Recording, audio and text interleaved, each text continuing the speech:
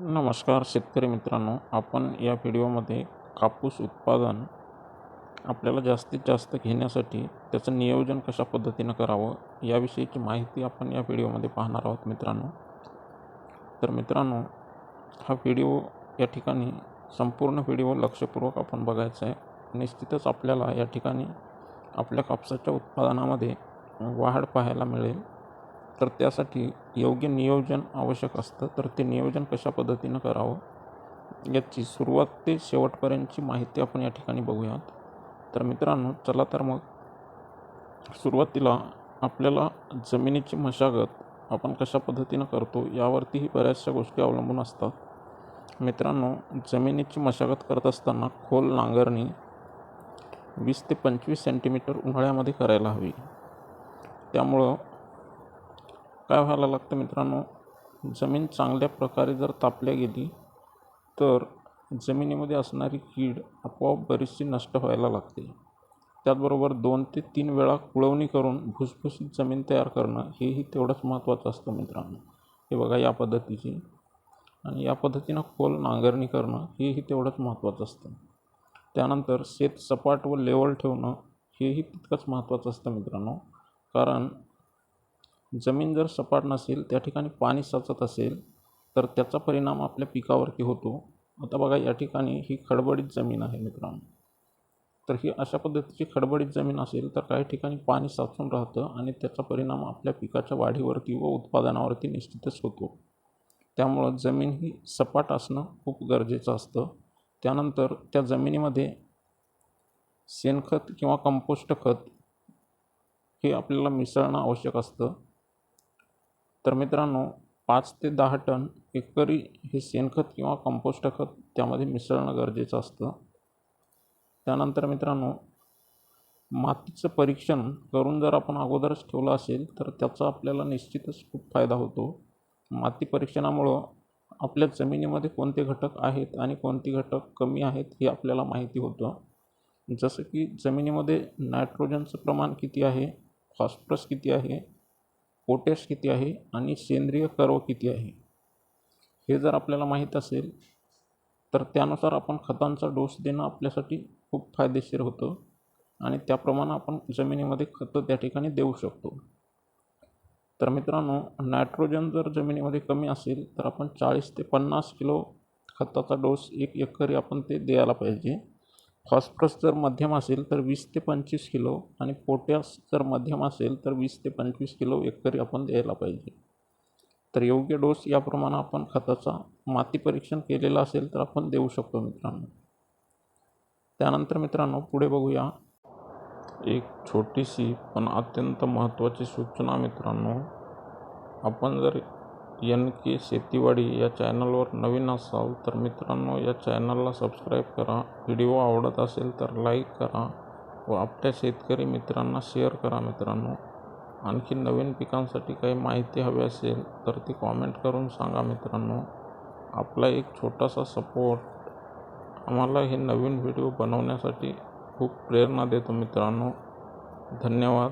चला तर पुढे व्हिडिओ कंटिन्यू करूयात. जमिनीची मशागत झाल्याच्या नंतर आपल्याला बियाणं निवडणं हे तितकंच महत्त्वाचं असतं. आपण कोणत्या बियाणाची निवड करतो, कशा पद्धतीच्या बियाणाची निवड करतो आणि बियाणे निवड व त्याची प्रक्रिया करणं तेही तितकंच महत्त्वाचं असतं. आता बियाणं बीटी कापूस हा रोगांच्या प्रतिकारास काय आहे, चांगला आहे.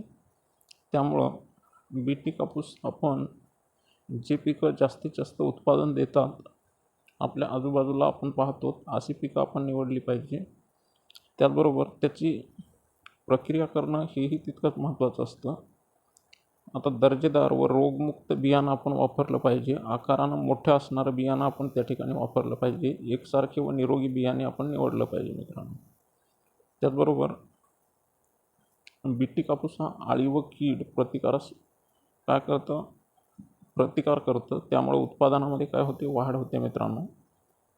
त्याचबरोबर बियाणे प्रक्रिया कशा पद्धतीने आपण केली पाहिजे. बियाणे प्रक्रिया करत असताना मित्रांनो त्यामध्ये ट्रायकोडर्मा, कॉर्बेंडेझियम याचा वापर आपण त्यामध्ये केला पाहिजे आणि त्यामध्ये थोडंसं पाणी टाकून हे बियाणं जर 1 किलो असेल तर त्यामध्ये 2 किंवा 3 ग्रॅम ट्रायकोडर्मा त्याच्यामध्ये टाकून व कार्बेंडेजियम टाकून त्याला थोडंसं पाणी टाकून चांगल्या पद्धतीनं टपामध्ये घेऊन अशा पद्धतीनं त्याला मिक्स करायचं आहे. आणि मिक्स केल्याच्यानंतर त्याला चांगलं थोडंसं सुकल्याच्यानंतर ते आपल्याला लागवडीसाठी बियाणं योग्य प्रकारे तयार होईल मित्रांनो. त्याचबरोबर बियाणाची अंकुरण क्षमता देखील आपण तपासली पाहिजे. बियाणं ते उगवतं का हे पाहणंही तितकंच महत्त्वाचं असतं मित्रांनो. बियाणं आपण टाकून जर पाहिलं तर त्याची उगवण क्षमता ही 70% वर असली पाहिजे, तर ते बियाणं आपल्या लागवडीसाठी योग्य आहे असं आपण म्हणू शकतो मित्रांनो. पुढे बघूया मित्रांनो. त्यानंतर आपल्याला करावी लागते ती लागवड. बियाणं आपलं तयार झाल्याच्यानंतर त्याच्यावरती प्रक्रिया केल्याच्यानंतर लागवडीच्या वेळी मित्रांनो पेरणीची जी वेळ असते ती असते जून किंवा जुलैमध्ये. या कपाशीची आपण लागवड करतो तर जून जुलैमध्ये जेव्हा मान्सून सुरू होतो, चांगल्या प्रकारचा पाऊस पडतो. चांगल्या प्रकारचा पाऊस पडल्यानंतरच आपण बियाणाची लागवड केली पाहिजे. जर पाऊस एखादाच पडला असेल आणि अतिघाईने आपण जर त्या ठिकाणी लागवड करून बसू आणि पाऊस पुन्हा जर नाही पडला तर ते लावलेलं बियाणं आपलं वाया जाऊ शकतं मित्रांनो. म्हणून चांगला पाऊस झाल्याच्या नंतरच आपण या बियाणाची लागवड केली पाहिजे. त्याचबरोबर ही लागवड करत असताना झाडांमधील अंतर कशा पद्धतीनं आपण ठेवलं पाहिजे. जमीन जर आपली चांगली असेल तर त्या ठिकाणी मित्रांनो अंतर हे ओळ व रोप यामधलं अंतर 4x2 फूट असं आपण ठेवू शकतो. जर जमीन खूप जाड म्हणजे चांगली असेल तर आपण 5x2 फूट असंही अंतर आपण ठेवू शकतो. जेवढी झाडांची संख्या जास्त तेवढं उत्पादन वाढतं मित्रांनो. तर या पद्धतीनं आपण ती लागवड करू शकतो मित्रांनो.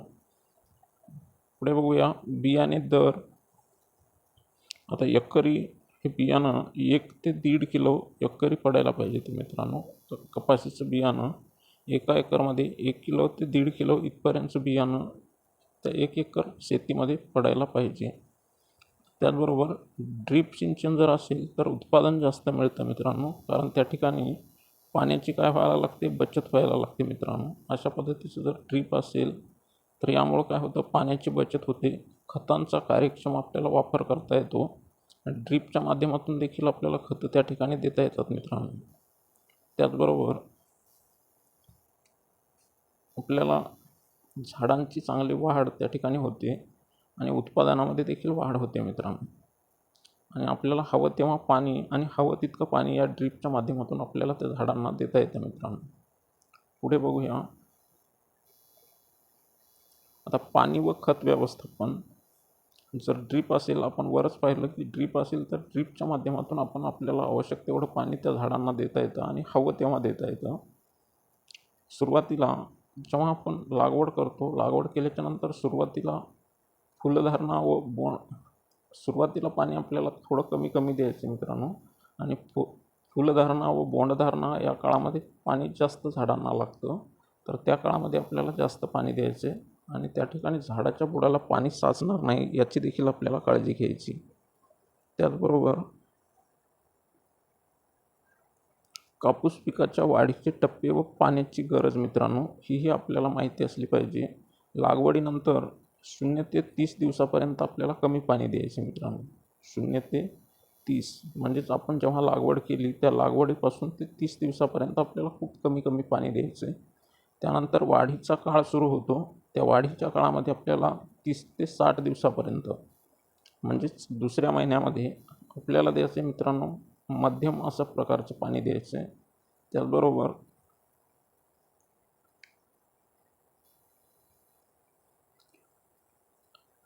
पुढे मित्रांनो आपल्याला 60 ते 90 दिवसापर्यंत जास्त पाणी द्यायचे. त्यानंतर बोंड धारणेचा काळ सुरू होतो 90 दिवसाच्या नंतर, तेव्हा आपल्याला जास्त पाणी द्यायचे. म्हणजे 60 ते 90 दिवस आणि 90 दिवसाच्या पुढे देखील आपल्याला पाणी झाडांना जास्त द्यायचे मित्रांनो.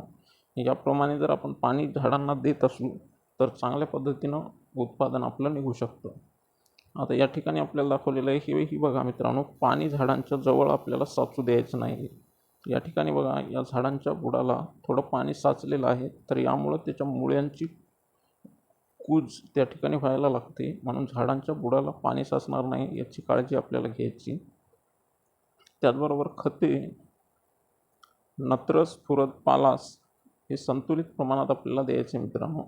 उदाहरणार्थ एका एकरला आपल्याला 50-25-25 या प्रमाणामध्ये आपल्याला हे द्यायचं आहे. म्हणजे 50 किलो आपल्याला स्फुरद दिलं तर त्याच्यासोबत पालास 25 किलो आणि हे स्फुरद 25 किलो, पालास 25 किलो आणि नत्र 50 किलो या प्रमाणामध्ये आपल्याला खतं द्यायची मित्रांनो. त्याचबरोबर सूक्ष्म अन्नद्रव्य झिंक, बोरॉन याची फवारणी देखील आपल्याला करायची. खतांची मात्रा उदाहरणादाखल आपल्याला या ठिकाणी दाखवलेली आहे मित्रांनो, ही या ठिकाणी बघून घ्या. तर खतं आपल्याला या पद्धतीनं द्यायची. नत्र 50 एकरी 50 किलो द्यायचे, स्फुरद आपल्याला द्यायचे एकरी 25 किलो आणि पालास द्यायचे 25 किलो. तर या प्रमाणामध्ये आपल्याला खतं द्यायची. त्याचबरोबर जे सूक्ष्म अन्नद्रव्य आहेत त्यांची फवारणी फलधारणेच्या काळामध्ये आपल्याला करायची मित्रांनो. तर ती झिंक आणि बोरॉन याची फवारणी आपल्याला द्यायची आहे. ठीक आहे मित्रांनो, पुढे बघूया तण नियंत्रण व निंदणी. आता पीक मोठं झाल्याच्या नंतर मित्रांनो पिकामध्ये तणही वाढायला लागतं. तर त्याचं नियंत्रण आपल्याला कशा पद्धतीनं करायचं, तर पहिली जी निंदणी आहे मित्रांनो, ती पहिली निंदणी आपल्याला करायची 20 ते 25 दिवसांनी. आपण जेव्हा कापसाची लागवड करू तिथून आपल्याला 20 ते 25 दिवसांनी आपल्याला पहिली निंदणी करून घ्यायची आहे. म्हणजेच त्या पिकाच्या बुडाचं तण आपल्याला काढून घ्यायचं आहे. आणि दुसरी निंदणी ही 40 ते 50 दिवसांनी आपल्याला करायची आहे मित्रांनो. पहिली निंदणी 20 ते 25 दिवसांनी, दुसरी 40 ते 45 दिवसांनी. त्याचबरोबर तणनाशकाचा वापर देखील आपण त्या ठिकाणी करू शकतो मित्रांनो. पेंडिमेथॉलिन नावाचं जे तणनाशक आहे याचा वापर आपण करू शकतो मित्रांनो. पेरणीनंतर लगेच व तण उगवण्यापूर्वी फवारणी आपण याची करू शकतो मित्रांनो. हे तणांच्या बियांच्या उगवणुकीस प्रतिबंध करते. त्याचबरोबर याचा डोस आपण 1 ते 1.5 लिटर प्रति एकरी आपण देऊ शकतो. 200 ते 250 लिटर पाण्यामध्ये मिसळून याची फवारणी आपण करू शकतो मित्रांनो. तर हे बघा मित्रांनो, या ठिकाणी आपण बघू शकतो की फवारणी कशा पद्धतीने केली जात आहे. पेंडिमेथिलीन नावाचे जे औषध आहे याची फवारणी आपण त्या ठिकाणी करू शकतो मित्रांनो.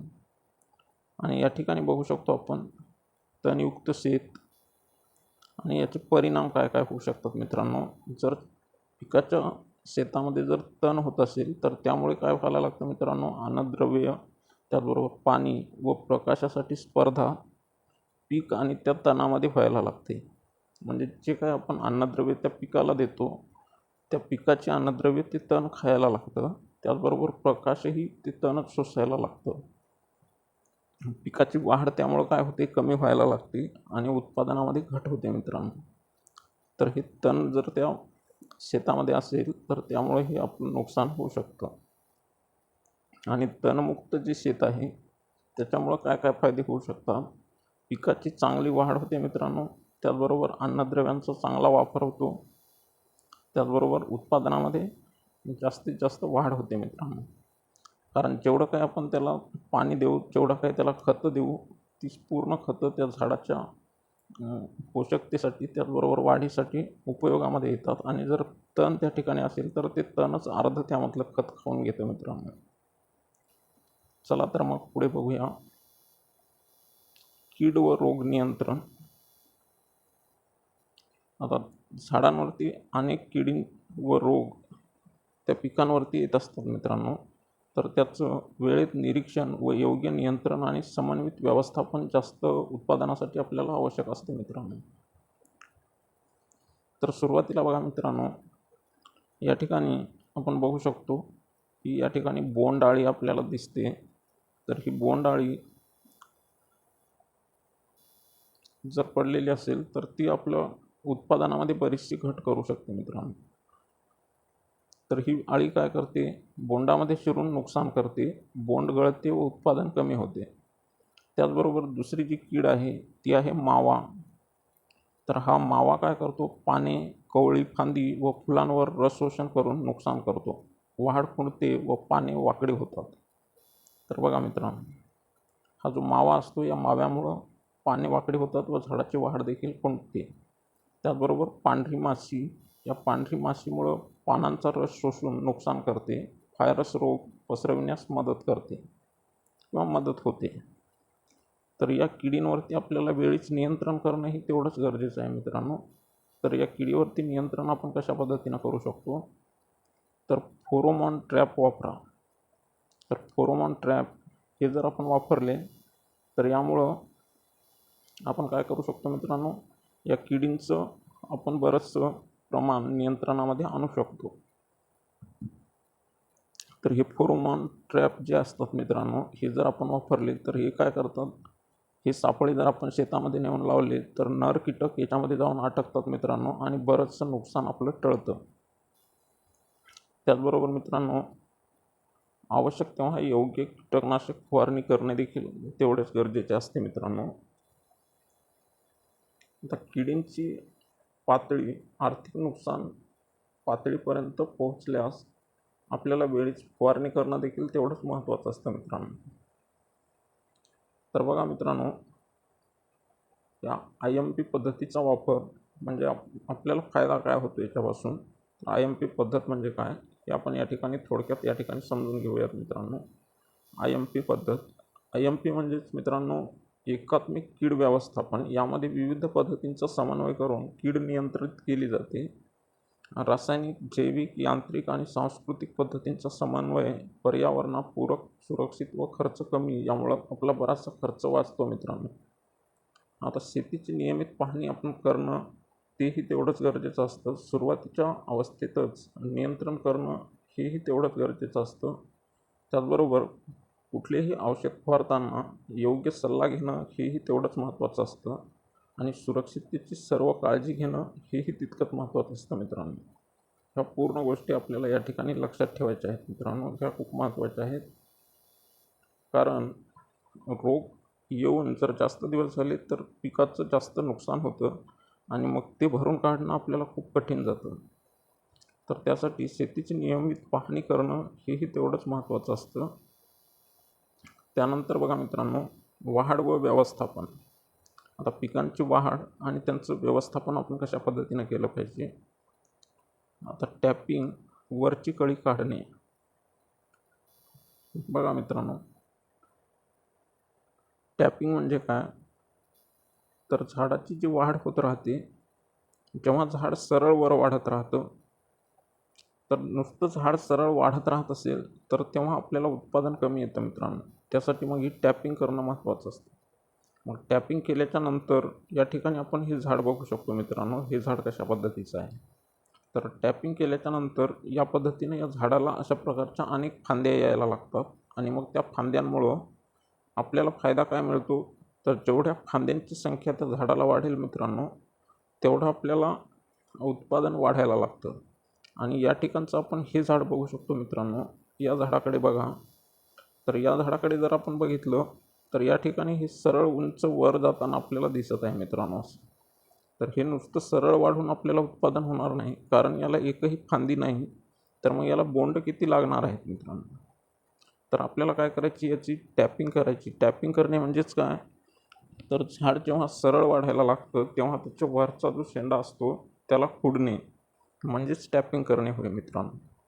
तर ही टॅपिंग कधी करायची मित्रांनो, झाडाची वरची कळी, टर्मिनल बळ असं त्याला म्हणतात.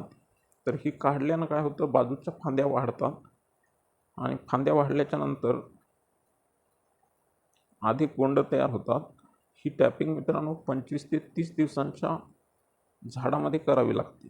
म्हणजे आपण झाड म्हणजे पीक लावल्याच्या नंतर तिथून आपल्याला 25 ते 30 दिवसाच्या नंतर जर अशा पद्धतीची आपण टॅपिंग केली तर निश्चितच काय होतं मित्रांनो, त्या फांद्यांची संख्या वाढते. हे खूप महत्त्वाचं आहे मित्रांनो. फांद्यांची संख्या जेवढी वाढेल तेवढं आपलं कपाशीचं उत्पादन वाढतं मित्रांनो. आता संतुलित खत व योग्य पाणी. तर बघा मित्रांनो, संतुलित खत आणि पाणी योग्य प्रमाणामध्ये झाडांना देणं हेही तितकंच महत्त्वाचं असतं. बघा, योग्य प्रमाणामध्ये NPK खत दिल्यास झाडांची चांगली वाढ होते. बघा मित्रांनो, झाडाला लावल्याच्या नंतर आपल्याला NPK, स्फुरत आणि पालाश हे आपल्याला द्यायचं आहे. आपण वर पाहिलेलं आहे किती प्रमाणामध्ये द्यायचं. नत्र आपल्याला एकरी 50 किलो आणि स्फुरत आपल्याला 25 किलो, पालाश 25 किलो या प्रमाणामध्ये द्यायचं आहे मित्रांनो. त्याचबरोबर वेळेवर आणि योग्य प्रमाणामध्ये पाणी देणंही तेवढंच गरजेचं आहे. त्यामुळे बोंडांची संख्या व आकार वाढतो. जेव्हा बोंड भरायची सुरुवात असते तेव्हा जर आपण झाडांना पाणी कमी दिलं तर त्या बोंडांचा आकार हा वाढायच्या ऐवजी कमी राहतो आणि मग आपल्या उत्पादनामध्ये घट यायला लागते मित्रांनो. त्याचबरोबर पाणी साचू देऊ नका. पाण्याचा योग्य निचरा ठेवा. मित्रांनो, आपण जर झाडाच्या बुडाला पाणी साचू देत राहू तर त्यामुळे देखील आपल्या झाडांचं नुकसान होतं आणि आपल्या उत्पादनावर त्याचा परिणाम होतो. तर झाडांच्या बुडाला पाणी साचणार नाही याची काळजी घेणं तेवढंच महत्त्वाचं आहे मित्रांनो. त्याचबरोबर झाडांची गर्दी टाळा. तर आपण जी लावलेली कपाशी आहे मित्रांनो, त्या कपाशीमध्ये झाडांची गर्दी होणार नाही याची देखील काळजी घेणं तेवढंच गरजेचं आहे मित्रांनो. तर बघा, या ठिकाणी योग्य अंतर असणं खूप महत्त्वाचं आहे. 2 झाडांच्या मध्ये जर योग्य अंतर असेल तर झाडं ही जास्तीत जास्त उत्पादन देण्यासाठी आपल्याला तयार होतात मित्रांनो. 4 फूट जे अंतर आपण म्हटलं 2x4, तर हे अंतर या ठिकाणी 4 फुटाचं आहे मित्रांनो. आपली जमीन जर काळी कसदार असेल तर त्या ठिकाणी ते अंतर आपण वाढवू पण शकतो. मध्ये झाडांची गर्दी नाही झाली पाहिजे. जर गर्दी झाली तर झाडांवरती सूर्यप्रकाश पडणार नाही व हवा खेळती राहणार नाही आणि त्यामुळे मग त्याचा परिणाम आपल्या उत्पादनावरती होतो मित्रांनो. त्या झाडांना सूर्यप्रकाश भेटणार नाही पुरेसा आणि त्यांची योग्य प्रमाणामध्ये वाढ देखील होणार नाही. तर 90 सेमी ते 120 सेमी अंतर ठेवा. हवा व सूर्यप्रकाश चांगला मिळतो. पुढे बघा मित्रांनो, जास्त गर्दी झालेली झाडे बघा. आता ही झाडे बघा मित्रांनो, या ठिकाणी हवा व प्रकाश या ठिकाणी कमी मिळतो. रोग व किडीचा प्रादुर्भाव वाढतो आणि परिणामी उत्पादन आपल्याला काय व्हायला लागतं मित्रांनो, या ठिकाणी कमी व्हायला लागतं. म्हणून झाडांची गर्दी होणार नाही याची आपल्याला काळजी घ्यायची मित्रांनो. ही झाडांची गर्दी झाल्याच्या नंतर अशा पद्धतीची झाडे आपल्याला दिसायला लागतात. पुढे बघूया मित्रांनो, योग्य वाढ व्यवस्थापनाचे फायदे काय काय होतात आपल्याला. तर झाडांची योग्य वाढ व व्यवस्थापन आपण जर केलं तर झाडांचा अधिक फांद्या व अधिक बोंडे आपल्याला मिळतात. जर झाड सरळ आपण वाढू दिलं तर त्या ठिकाणी फांद्यांची संख्या कमी होते आणि फांद्यांची संख्या कमी झाली तर निश्चितच त्याचा परिणाम आपल्या उत्पादनावर होतो मित्रांनो. तर टॅपिंग खूप महत्त्वाची आहे, हे एक लक्षात ठेवायचे. त्याचबरोबर मोठी व चांगली गुणवत्तेची बोंड तयार होतात. जर झाडांचं आपण व्यवस्थित व्यवस्थापन केलं तर ही बोंड चांगल्या पद्धतीची तयार होतात आणि त्याचा परिणाम उत्पादनामध्ये वाढ होते. रोग व किडींचा प्रादुर्भाव कमी व्हायला लागतो झाडामध्ये योग्य अंतर असेल तर, आणि आपल्याला जास्तीत जास्त नफा मिळायला लागतो मित्रांनो. तर मग आपल्याला या ठिकाणी व्यवस्थापन खूप महत्त्वाचं आहे. योग्य टॅपिंग, संतुलित खत, योग्य पाणी आणि योग्य अंतर हीच आहे जास्तीत जास्त उत्पादन मिळवण्याची गुरुकिल्ली मित्रांनो. तर पुढे बघूया. आता शेवटची स्टेप आहे मित्रांनो. शेवटची स्टेप म्हणजेच झाडाचं आपण व्यवस्थापन केलं आणि कापूस नंतर वेचणीसाठी आला. कापूस वेचणीसाठी आल्याच्या नंतर बोंड ही पूर्णपणे उघडल्यावरच आपल्याला वेचणी करायची आहे, हेही या ठिकाणी लक्षात ठेवायचे मित्रांनो. जोपर्यंत पूर्णपणे बोंड उघडणार नाही तोपर्यंत अगोदरच वेचणीला गडबड नाही करायची. आता या ठिकाणी बघा, हे जे बोंड आहे हे पूर्णपणे उघडलेलं आहे मित्रांनो. अपूर्ण उघडलेल्या बोंडांचा कापूस काय होतो मित्रांनो, कमी दर्जाचा होतो. म्हणजे बोंड उघडायच्या अगोदरच आपण काही वेळेस काय करतो, बोंड उघडायच्या अगोदरच थोडं थोडं उघडलं की त्यामधलाही कापूस काढून घेण्याचा प्रयत्न करतो आणि त्यामुळं त्या बोंडाचा जो दर्जा असतो तो काय होतो मित्रांनो, कमी प्रतीचा तयार होतो. त्याचबरोबर वेचणी ही 2 ते 3 वेळा आपण केली पाहिजे ती मित्रांनो. वेचणी ही 2 ते 3 वेळा केली पाहिजे. त्याचबरोबर ओला कापूस वेचू नका. गुणवत्ता त्यामुळे काय होते मित्रांनो, कमी होते. म्हणजेच का तर पावसाळ्यात किंवा दवामुळे, दव म्हणजेच आपण त्याला काय म्हणतो, वदाड पडलं असं देखील आपण म्हणतो. तर हे या ठिकाणी बघा मित्रांनो, या कापसाच्या फुटलेल्या बोंडावरती दवाचे थेंब आपल्याला या ठिकाणी दिसत आहेत. तर अशा पद्धतीचा कापूस असेल तर तो वेचून आपण तसाच जर ठेवून दिला तर त्यामुळं आपल्या उत्पादनावरती काय होतं, त्याचा परिणाम होतो मित्रांनो. म्हणजेच ते साठवल्याच्या नंतर खराब व्हायला लागतो, त्याला बुरशी लागते आणि वेचणी झाल्याच्या नंतर त्याला आपल्याला स्वच्छ व कोरड्या ठिकाणी ठेवणं हेही तितकंच महत्त्वाचं आहे मित्रांनो. आता बघा, कापसाची वेचणी ही आपल्याला 2 ते 3 वेळा करायची. ही बघा, पहिली वेचणी, दुसरी वेचणी आणि तिसरी वेचणी, अशा प्रकारे 3 वेळा वेचणी करायची. ओला कापूस आपल्याला वेचायचा नाही. त्याचबरोबर ओल्या कापसाची गुणवत्ता काय व्हायला लागते मित्रांनो, कमी होते आणि त्याला बुरशी लागण्याचा खूप मोठा धोका असतो. आता वेचलेल्या कापसाला आपल्याला ठेवणंही तितकंच महत्त्वाचं आहे. वेचलेल्या कापसाची स्वच्छ व कोरड्या ठिकाणी साठवण करणं खूप महत्त्वाचं आहे. ओलावा आणि पावसापासून संरक्षण आपलं झालं पाहिजे. स्वच्छ जूटच्या पोत्यात भरा आणि हवेशीर ठिकाणी ठेवा. अशा पद्धतीनं आपण त्याला ठेवू शकतो मित्रांनो. किंवा त्या पद्धतीनं आपल्याकडं जर जागा असेल मुबलक, तर या पद्धतीनं मोकळ्या हवेशीर आपण ठिकाणी त्याला ठेवू शकतो मित्रांनो. तर यामुळं आपल्या उत्पादनामध्ये चांगल्यात चांगली वाढ होते. या पद्धतीनं जर आपण नियोजन केलं तर मित्रांनो निश्चितच आपल्याला उत्पादनामध्ये वाढ पाहायला मिळेल मित्रांनो. योग्य वेळी योग्य पद्धतीने वेचणी करा व जास्तीत जास्त नफा आपल्याला मिळू शकतो मित्रांनो. तर ह्या होत्या कापूस लागवड ते शेवटपर्यंतच्या प्रक्रिया मित्रांनो. या पद्धतीनं जर आपण निश्चितच कापसाची काळजी घेतली, कपास या पिकाची, तर निश्चितच आपलं उत्पादन या ठिकाणी वाढेल मित्रांनो. तर मित्रांनो, आपण जर या चॅनलवरती नवीन असाल तर या चॅनलला सबस्क्राईब करा आणि आणखी तुम्हाला कोणते व्हिडिओ हवे आहेत, कोणत्या पिकासंबंधी माहिती हवी आहे, तर तेही कमेंट करून सांगा. त्या पिकाची योग्य ती माहिती आपल्याला या ठिकाणाहून दिल्या जाईल मित्रांनो. धन्यवाद. व्हिडिओ शेवटपर्यंत पाहिल्याबद्दल खूप खूप धन्यवाद मित्रांनो.